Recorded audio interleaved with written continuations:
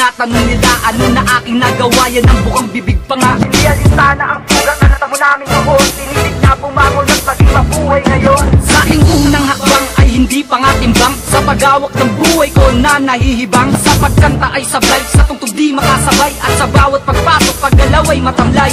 Yan ang buhay ko noon na binago ng panahon, dahil sa tulong ng grupo na tumutulong pa ngayon. Sa aking pagkanta ay hindi ako mapipigilan, hindi pwedeng harangan ng musikang pinaglalaban. Sa pagmulat ng aking mata doon nagsimula, na sumulat sa kwaderno at bumuo ng tula. Kahit ako'y nadapa, ako pa rin ay di susuko, pagkat alam ko ang mga pangarap ko'y tutubo. Kahit na alam ko marami ang pumipigil, ang hangarin ko tuloy pa rin hindi tumitigil. Dahil ang magsimula sa wala'y napakahirap, ipaglalaban ko ang aking mga pangarap. Ang pag-ahon sa pagkabaon yun ang simula, dahil gusto kong tumaas nagsimula ako sa baba. Kahit ako ay natalo hindi ako nalumbay, mapapasaka may gurin ang mga tagumpay. Ito ang istorya kung paano kami nagsimula, kung paano kami nakilala, kung paano kami nagsama-sama. Ito ang istorya kung paano kami nagsimula, kung paano kami nakilala, kung paano kami nagsama-sama. Nagsimula kami sa wala at natuto kami magtaga. Sabay-sabay kami nga ahon at kami ay nadapa. Ilang dekada na kami ngayong namamayagpag.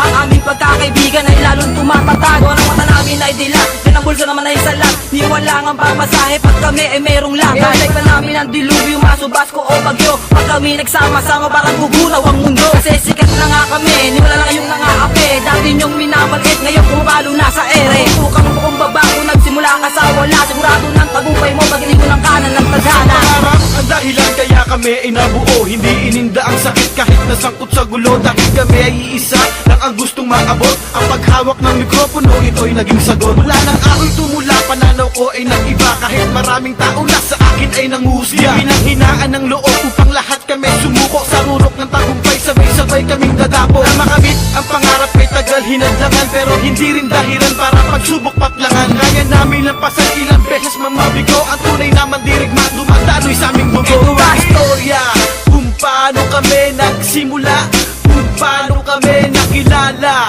kung paano kami nagsama-sama.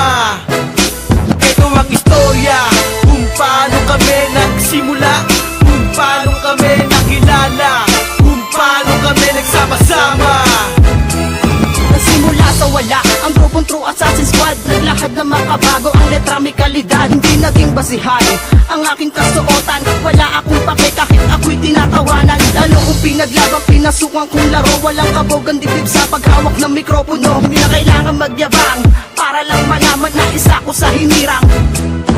Kandas kong liko-liko, tinuwid ng pagtula ko. Industriyang pinasok, di pumayag na madago. Dahil kaya kong patunayan kahit kanino pa, na may ibubuga kahit saan makarating pa.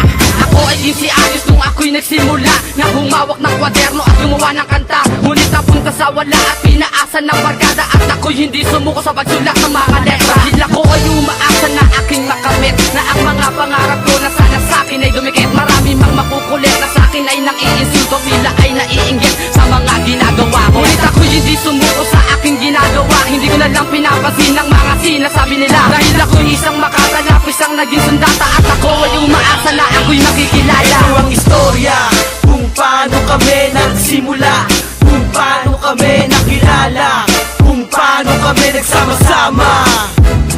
Ito ang istorya kung paano kami nagsimula, kung paano kami nakilala, kung paano kami nagsama-sama.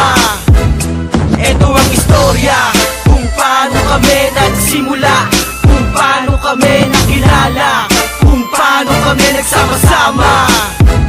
Ito ang istorya kung paano kami nagsimula, kung paano kami nakilala, kung paano kami nagsama-sama.